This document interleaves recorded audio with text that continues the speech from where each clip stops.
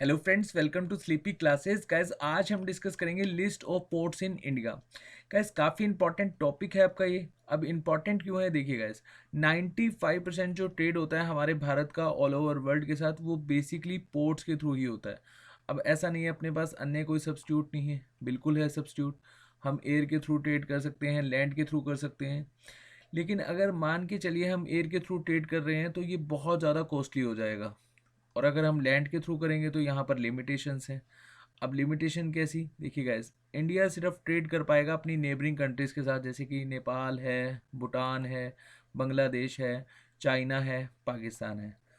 और अगर मैं कहूँ इंडिया ट्रेड करना चाहता है यूएसए के साथ, कनाडा के साथ, ब्राज़ील के साथ, तो हमारे पास सिर्फ दो ही वे हैं, या तो हम एयरलाइन के थ्रू ट्रेड कर सकते हैं या फिर पोर्ट्स के थ्रू कर सकते हैं। होपफुली आप मेरी बात को समझ रहे होंगे। अब यहाँ पर पोर्ट्स का टॉपिक है तो हम देखते हैं कि हमारे भारत में कितने पोर्ट्स हैं। तो देखिए गैस, 200 पोर्ट्स हैं। इसको आप प्लस ही लेकर चलिए, ये अप्रोक्स फिगर है। और ये दो पार्ट्स में बेसिकली डिवाइड हैं, एक है मेजर पोर्ट्स और एक है माइनर पोर्ट्स। अब जो मेजर पोर्ट्स हैं वो हैं 13, बाकी आपके सारे क्या हैं, माइनर पोर्ट्स हैं, और आज हमें यही डिस्कस करने हैं। अब ऐसा नहीं है हम माइनर पोर्ट्स बिल्कुल ही छोड़ दें, नहीं। हमें ये पता होना चाहिए कि कौन से स्टेट में कितने माइनर पोर्ट्स हैं, बस ये एक छोटा सा आइडिया होना चाहिए।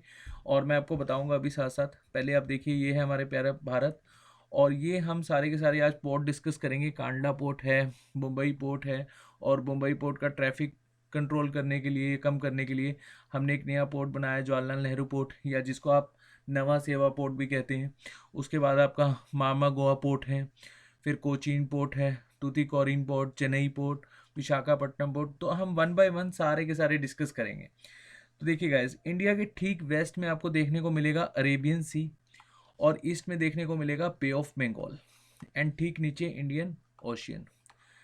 Guys, India is blessed with large coast line area, और ये जो एरिया है ये भी आपको याद रखना है, 7516.6 किलोमीटर। और ये जो एरिया मैं आपको बता रहा हूँ, ये इंक्लूडिंग आइलैंड्स है। अब आइलैंड्स के अपने पास दो मेनली ग्रुप हैं। जो बे ऑफ बंगाल की तरफ है वो है Andaman and Nicobar islands group, और जो अरेबियन सी की तरफ है वो है लक्षद्वीप आइलैंड्स ग्रुप।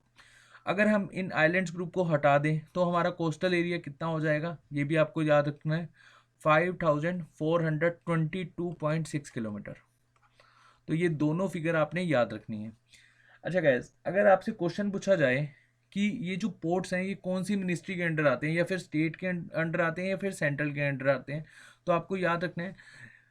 पहले मैं आपको यहाँ पर समझाता हूँ। 7 शेड्यूल के अंडर आते हैं ये सारा का सारा। पॉलिटी अगर आपने पढ़ी है तो आप समझ रहे होंगे शेड्यूल्स क्या होते हैं, आर्टिकल्स क्या होते हैं, पार्ट्स क्या होते हैं, या आइडिया आपको होगा थोड़ा बहुत। तो देखिए, इंडिया का जो मेनली स्ट्रक्चर है वो 3 पार्ट्स में डिवाइडेड है। एक है सेंट्रल लिस्ट, एक है स्टेट लिस्ट, और एक है कॉन्करेंट लिस्ट। स्टेट को बेसिकली फेडरल लिस्ट भी कहा जाता है। अब ये जो बेसिकली पोर्ट्स हैं ये कॉन्करेंट लिस्ट का पार्ट है, मतलब यहाँ पर स्टेट भी अपना एडमिनिस्ट्रेटिव संभालेगा और सेंटर भी। और लेकिन मेनली यहाँ पर जो पावर रहेगी वो सेंटर के पास रहेगी। और सेंटर की स्पेशली मिनिस्ट्री भी है जो सारा के सारे पोर्ट्स को देखती है, शिपिंग मिनिस्ट्री। तो आज का मेरा पहला क्वेश्चन आपसे, आपने बताना है कि हमारे शिपिंग मिनिस्टर कौन है।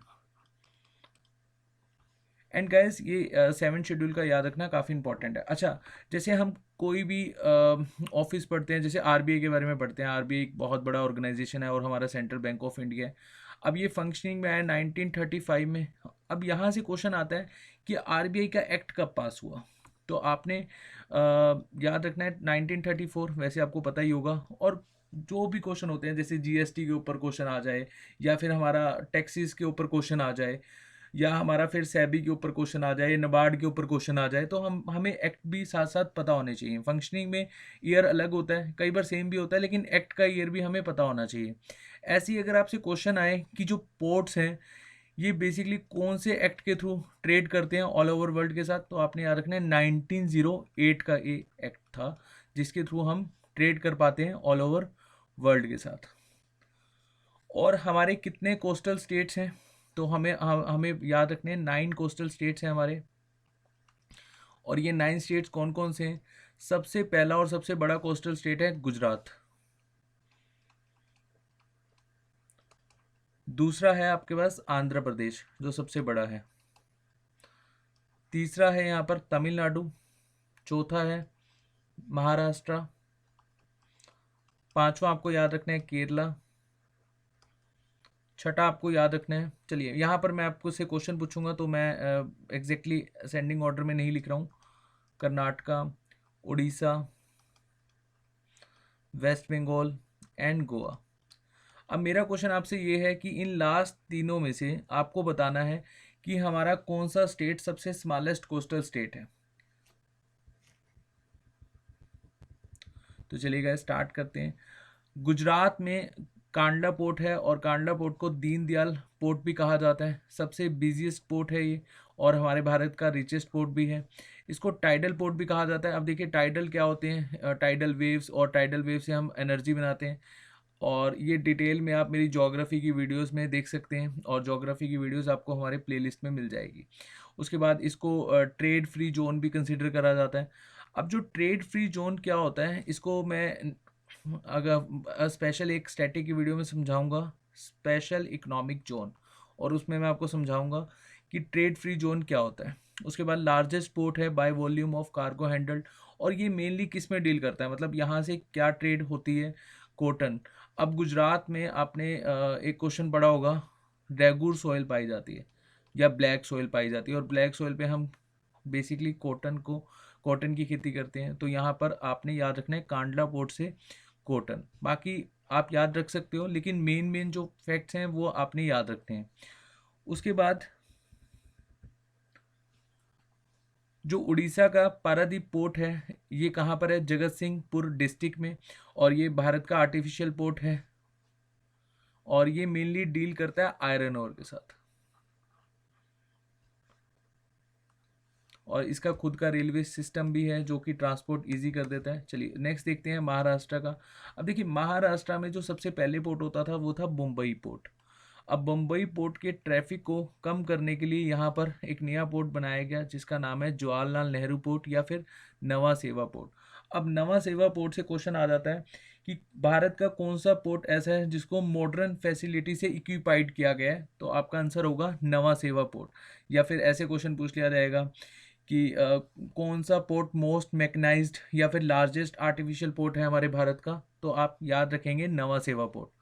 तो मुंबई पोर्ट मेनली डील करता है क्रूड ऑयल पेट्रोलियम प्रोडक्ट से, लेकिन जो हमारा नवा सेवा पोर्ट है ये बहुत सारे यहाँ प्रोडक्ट्स हैं जिसमें ये डील करता है। आपको याद रखना है textiles, sporting goods and carpets.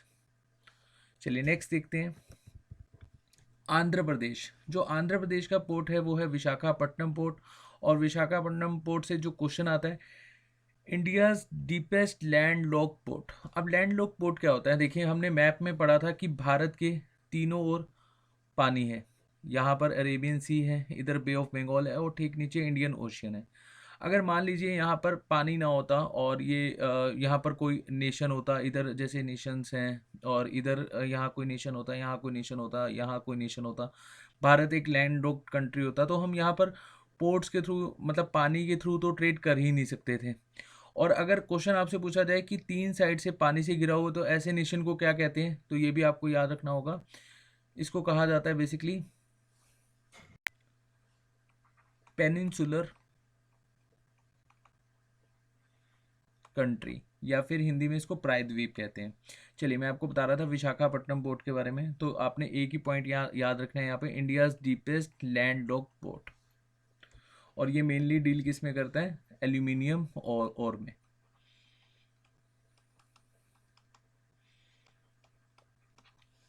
उसके बाद देखते हैं तमिलनाडु का जो पोर्ट है। सबसे पहले हम चेन्नई पोर्ट देखते हैं। चेन्नई पोर्ट इंडिया का सेकंड लार्जेस्ट कंटेनर पोर्ट है और इसको गेटवे ऑफ साउथ इंडिया भी कहा जाता है। और ये मेनली डील करता है कोल, आयरन, फर्टिलाइज़र। आपको यहाँ से फर्टिलाइज़र याद रखना है। उसके बाद है आपका तुतीकोरिन पोर्ट। तुतीकोरिन पोर्ट से क्वेश्चन आ जाता है कि जो तुतीकोरिन पोर्ट है ये कौन सी कंट्री के साथ मेनली डील करता है, तो आपने याद रखना है श्रीलंका के साथ। और it is a best for pearl fishery in the Bay of Bengal and is also known as pearl city. और ये मेनली किस किस में डील करता है, coal, salt, food grains, edible oil, sugar and petroleum product. अच्छा गैस, एक ना चेन्नई पोर्ट से क्वेश्चन आया हुआ था कि कौन सा पोर्ट हमें प्रोटेक्ट करता है मानसून स्पेल से। तो आपको याद रखना है चेन्नई पोर्ट, और मानसून स्पेल से बेसिकली प्रोटेक्ट करने की वजह से इसका नाम है डॉल्फिन नोज।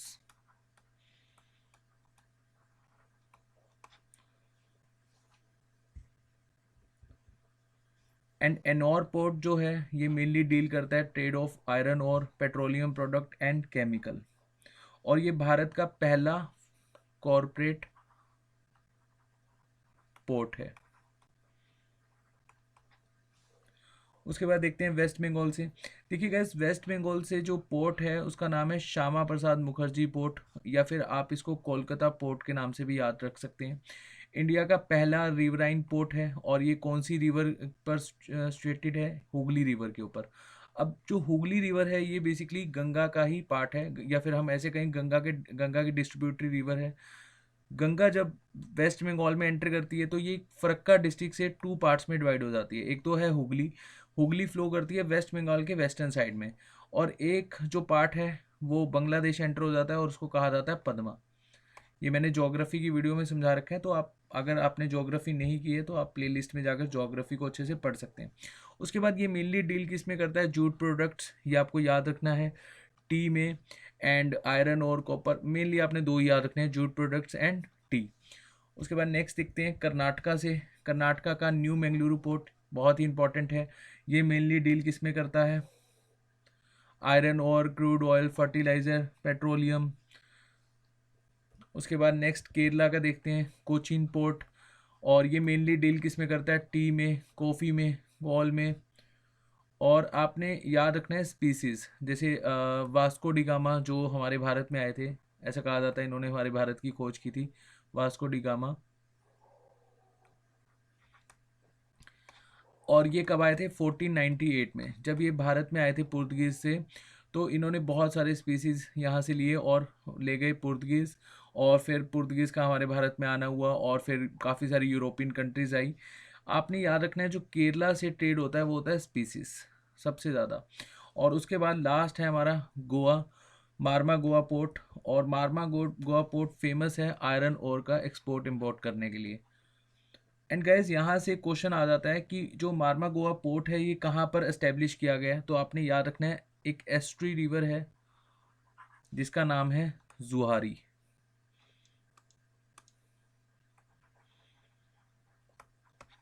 तो गैस ये पोर्ट से रिलेटेड काफ़ी सारे स्टैटिक पॉइंट जो मैंने डिस्कस करे, और साथ साथ मैंने जो आपको बताया ये आपने नोट डाउन करना है। पीडीएफ आपको मिल जाएगी हमारे टेलीग्राम चैनल पर, आप उसको ज्वाइन कीजिए और पीडीएफ को डाउनलोड कीजिए, और जितना भी मैंने आपको स्टैटिक का लिखवाया है उसको आप वहाँ लिखिए या फिर एक अपनी नोटबुक में लिखिए, और हमारे चैनल को सब्सक्राइब कीजिए, शेयर कीजिए। Thank you so much.